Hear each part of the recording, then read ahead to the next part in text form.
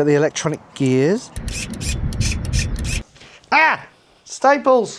Hello there! Welcome to the EVRC, and we're going to go old school with the videos. I'm going to do what I used to do, where we're going to have a bit of an extended unboxing of this EBI Agile e-bike and the first impressions. And then later on down the line, we'll have the full review. Reason being, EBI wanted 2 videos because this is quite an expensive e-bike. So they wanted a bit more exposure. So yeah, we're going to see what it's like first. Full review coming later. Thank you, EBI, for sending this. It's not as cheap as the Chinese e-bikes to send. So let's get it put together. As you saw, it's a very big box. Oh, it's got tape, glue. Has it got glue? No glue, just staples. Ugh. Ah! Staples! Definitely recommend you pull all these out before you carry on. You're going to see it for the first time as I see it for the first time. So, interesting. Something cardboardy there. Just a bit of cardboard padding. More cardboard padding. More cardboard padding. Oh no, there's something in this cardboard padding. E-bike battery instruction manual. Well, that's weird, isn't it? Front wheel, a handlebar in this little thing here. It's very big. The whole thing's very big. It is well packed. Ugh. Let's try and pull the whole thing out. Oh, there we go. Whoa. Okay. It's a lot lighter than I expected. Ooh. What the hell? A knife? I'm not sure that was meant to be in there. Battery charger, bits of plastic. Hopefully I won't need that.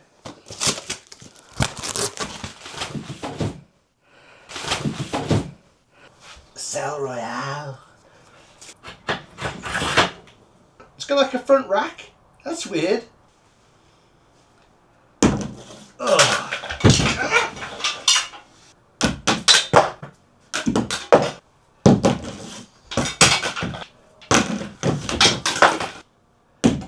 Hey! First try!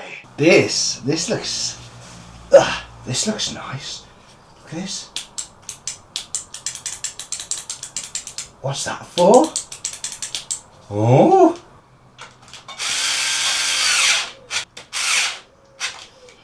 Funky little light.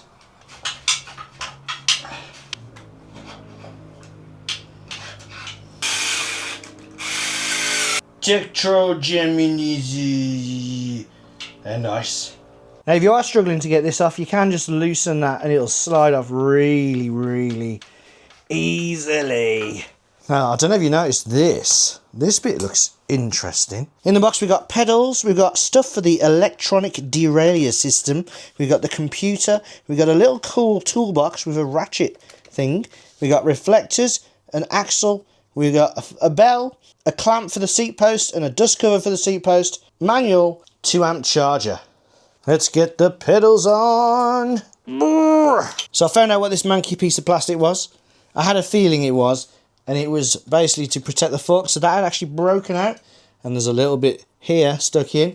So you're going to get the wheel in, let's get the brake disc in the right place, and then it's, no! So it's going to go through the other side, through the wheel, and then it screws into this side once you line it up. There we go, you can see that coming through. And already it's spinning perfectly. Right, so it's got Presta valves, which means unscrew. There's a little thing on top, so unscrew that just so you can, enough to push it down, and then you'll be able to get the pump on. 35 to 70 psi. Have you ever noticed how much old air really smells? Once it's pumped up, screw this down, and once it's screwed down, you can't get any air out. And then obviously just put the dust cap back on. I'm going to put the computer on, which I reckon would be easy to put on upside down because the logo EBI kind of looks backwards. Like the B looks like a backwards 6 and the I looks more like an upside down L. So then you get LGA. So it looks more like LGA than EBI, but it is EBI. So put it on this way.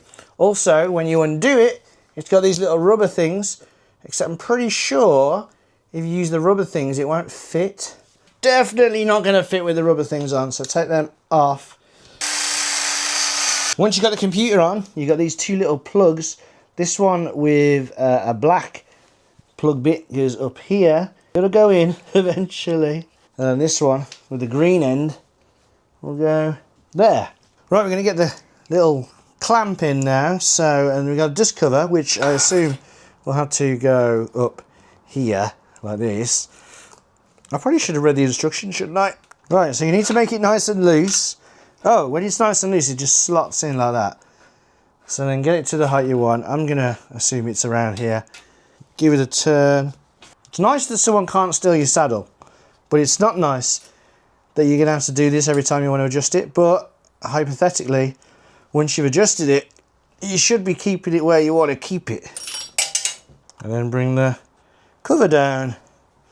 There you go, nice and neat.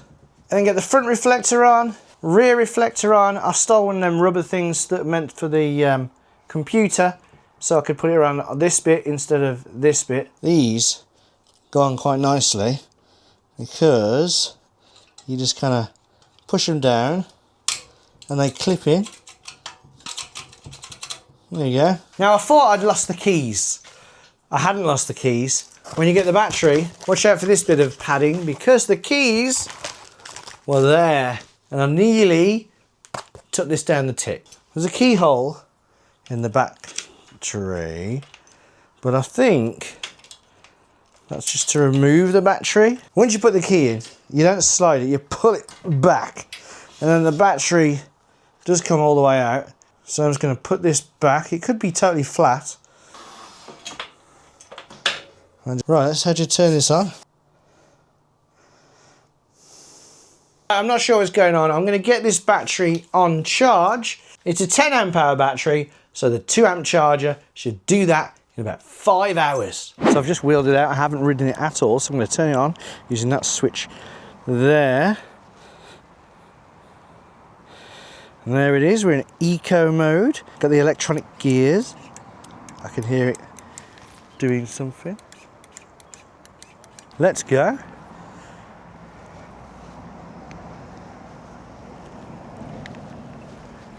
So it's not. Is it doing anything? Can't tell. I'll turn it off. Right, let's go down the gears. So that's down a gear.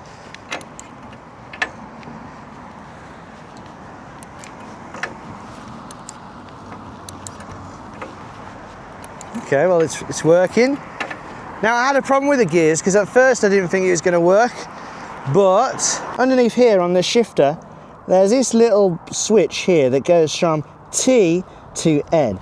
If you put that in T mode, then you can keep tapping the shifter until it's level with the highest gear, so the smallest cog, gear 12, then switch it back into N mode and everything works fine. So if you have any problems with that and your butler can't sort it out for you, then that's what you need to do. Right, so let's give it some power. So we've got a little button over here, eco mode.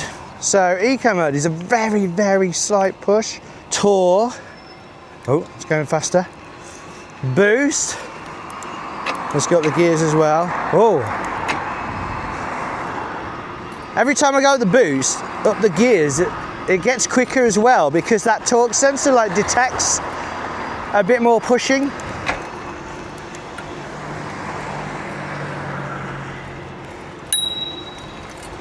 Cheers. Right. It feels pretty quick though. So it's just the first impressions. We're not going to do the proper hill climb, but we are at a hill. So it says auto right now. Auto. What's auto? Back on boost. Right, I'm only going to stay on boost. It feels pretty good. And them gears. Right, okay, so that's up a gear. And the raise button goes down a gear. Bigger cogs. Makes a kind of bit of a funny noise. Let's just test these brakes. Yeah, they work. Hydraulic, of course. And just as we're on the flat now, we're going 32 kilometers per hour. I mean, that's about 19 to 20 miles an hour. So it feels easily pedalable past the e-bike assist limit of 15.5, where this cuts off because it's totally UK legal. But yeah, first impressions are good. Let's bring it back to the standing around a bit. So now it's built, let's just have a closer look at this nearly £4,000 e-bike, if only to see where that money's been spent. Now, I think you'll agree, it is a nice looking bike. Obviously it's subjective, some people might like a big chunky bike, but it does look nice. It's got some nice stuff like a Cell Royale saddle, Tektro brakes, 180mm discs. It's got a rack at the front and it's got a rack at the back. It's got integrated lights and it's got a colour screen. It's got nice grips. It's got a battery that you can take off. It's got well-go pedals. But I haven't said anything yet that you can't get on a £1,000 bike. That's the thing. So why is it so expensive? For one, it isn't Chinese. They're Swiss. And as you know, Toblerone's expensive, Rolex is expensive, and EBI is also expensive. So it seems things that are Swiss are expensive. But jokes and stereotypes that are still allowed in 2025 aside, the main thing is it's not Chinese. Chinese stuff you can get really cheap, not so with non-Chinese stuff. Now the main thing, I suppose, is this. The electronic shifting, the EDS0X system, where this here has got a little watch battery in it, a 2032 battery in the bottom, so it's got power, and it speaks to this, which is charged with a USB magnetic charger here. So when I press this, that moves in and out, and obviously if I was pedaling, the gears would go up and down. Oh, also, this seat post is a suspension seat post. There you go. And the whole bike itself is 22 kilograms. So it's not the lightest. If anyone calls this super lightweight, it's not super lightweight. It's fairly lightweight for an e-bike. So it's still quite heavy, as I found when I kept having to lift up the back wheel to pedal it round to see if those gears would work.